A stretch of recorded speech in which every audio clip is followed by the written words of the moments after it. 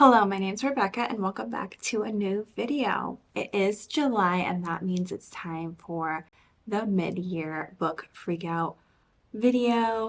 And I have done a few of these before and I always love kind of looking back and reflecting the types of books I've been reading and setting goals for the rest of the year. This year, I definitely read less books, but a lot longer books. I will wonder how that will kind of like impact my goals and some of these questions. But let's dive in. So the first question is, what was the best book of the year so far? And the best book, it's kind of a book, it's kind of a series because I did read 1 and 2 this year. The best out of the two, I would say, is Words of Radiance, which is number 2 of the Stormlight Archive.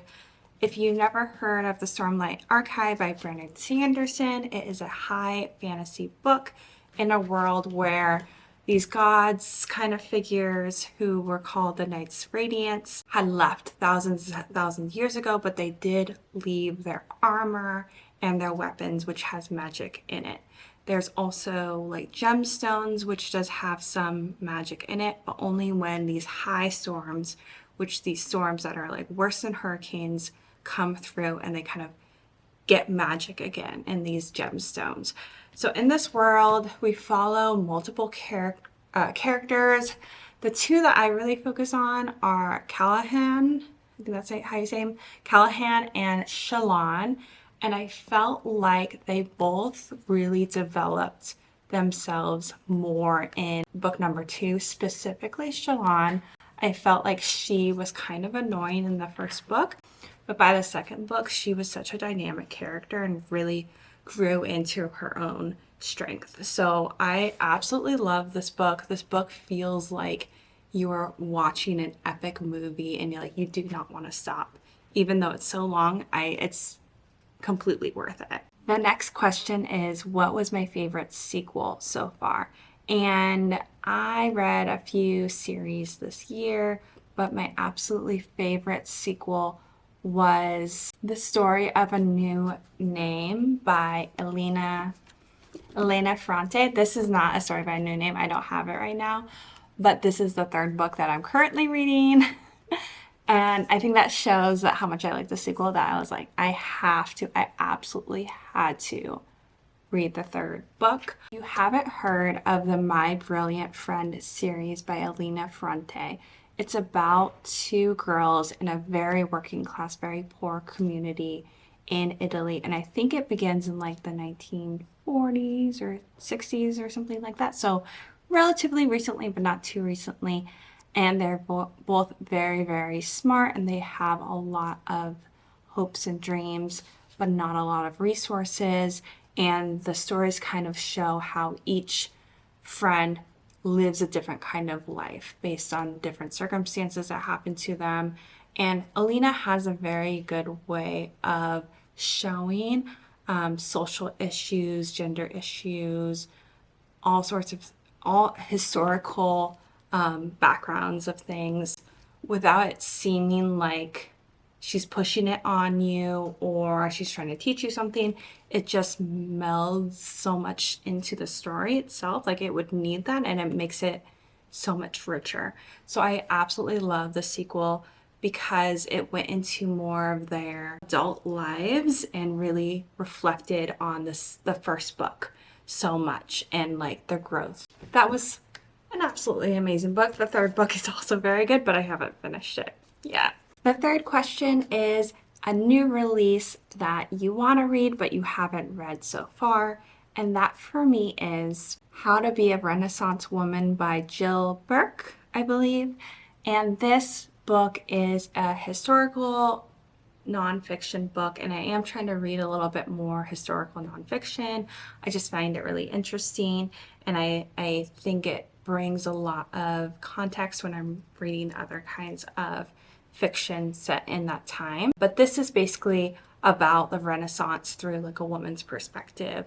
And I did hear that there's a chapter about poisoning makeup to kill other people. So that sounded really interesting to me, and I want to read it soon. Number 4 is kind of a doozy for me because I have so many books on this list, and I'm kind of proud of myself because I have been trying to keep up more with the book world. But the question is, what is your most anticipated release? I don't have just one, but my number one that I'm like reading towards, and I have a lot of my goals towards, is the Stormlight Archive book number 5 by Brandon Sanderson. He famously doesn't tell you too much about the book or even what it's really going to look like. I believe it's coming out like in December. So I am trying to get through all those books. I've read 2 of them. I need to read 2 more.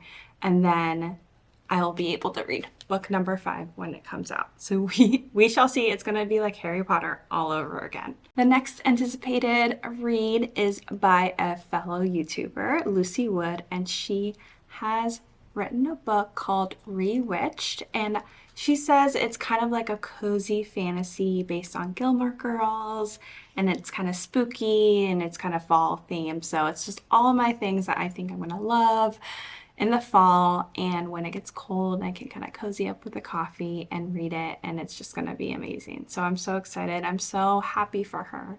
The next one is another nonfiction book, but this one's a memoir, and it is Men Have Called Her Crazy by Anna Marie Tender. This book is obviously about her life. She had a very famous divorce with John Mulaney, and she's an artist, and I don't really know a lot about her, but I've read some of her articles and some of her writings, and she writes beautifully. So I'm really excited for her release this, I think, August.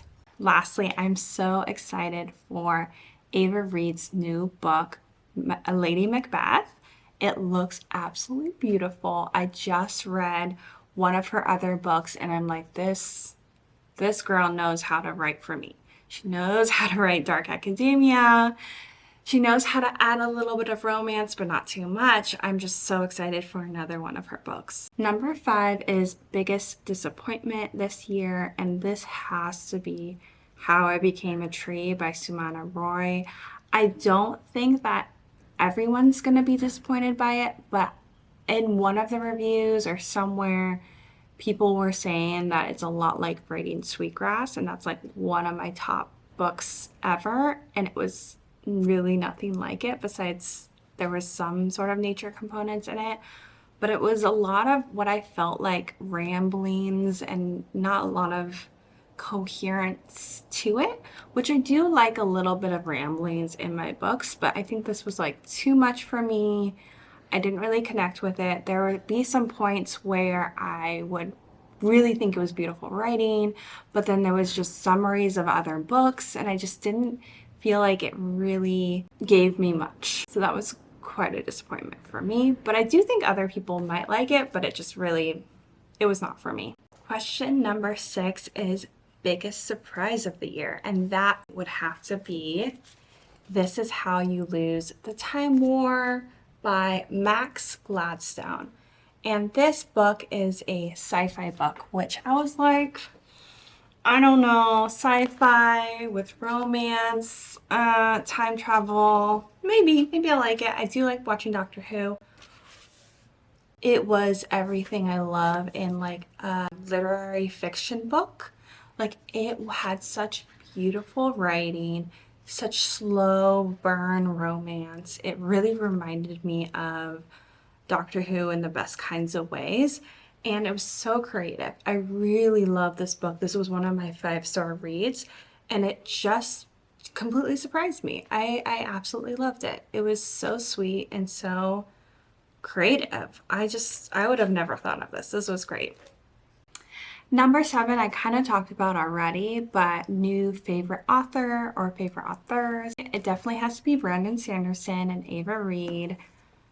This was like written with me in mind, and I just am absolutely obsessed with Brandon Sanderson's books. I think both of those authors, if I see those books in a bookstore, I'm just gonna pick them up. It doesn't really matter. I'm absolutely obsessed with them right now. The next 2 questions I'm gonna kind of combine because it's who's your favorite book crush and then favorite character. I don't really have book crushes. Like, that's not really a thing for me. I don't know. Maybe something's wrong with me. I don't know. But I don't really get book crushes. So I will say my two favorite characters so far this year are one, Syl from the Stormlight Archives series. She's kind of like a fairy spirit who comes in, I think, like, a third of the way into the first book, and she just is so sassy. She just develops so much as her character throughout the books, and I love her so much. She's so awesome. And then the next character is Marigold from ReWitched. And this book was just such a cute, cozy sort of romance book with witchy vibes in it. And Marigold, you just see how she develops, how much hope she has, and how it gets lost, and you just are like rooting for her the whole time. Number 10 is a book that made you cry. I don't have any of those like popular book talk or booktube books that I'm like crying in a video or anything like that. I don't know. I like don't if I cry, I don't remember. I definitely cry sometimes reading, but I just don't film it. Sorry, guys. But the book that made me completely rip my heart out, or it ripped my heart out, was another nonfiction book. It was about the opioid crisis and common treatments. It actually came out fairly recently, and it is Raising Lazarus. It just completely destroyed me, and it made me so sad. But it also was really, really good information. I think everybody should read this book. Next is a book that made me happy, and that book, hands down, is Gwen and Art Are Not in Love, and it is a YA queer romance book, and it's just fun times all around. All the characters are so lovely. The conflict is there, but it's not like too serious, so that's all good. And Gwen and Art are two characters. They're in like Renaissance times, and Gwen is a princess, and she is arranged to be married to Art. And they absolutely hate each other, and they are both like other people who are of the same gender. And they kind of make a plan so that they can actually see the people that they want to see. And it's very cute and it's very wholesome. Yes, it was a very adorable book. Next is Most Beautiful Book You Have Bought This Year. And I haven't really bought like stunners, I'll be honest, but I think probably the most beautiful one is A Study in Drowning. It doesn't have, there's a version of this that I kind of want to get that like the edges are painted and it's really pretty and the inside has like gold, but we shall see. So just imagine I got that, but I still think that the cover is really nice. So yeah, that's what I got. And lastly, books are a book that you need to read by the end of the year, and I kind of hinted at this already, but I really want to finish book number 3 and book number 4 of the Stormlight Archive books so that I can read the 5th book when it comes out. Again, all of them are that big. Like, they are, how many pages is this? Let's see. This one is over 1,000 pages. So pray for me.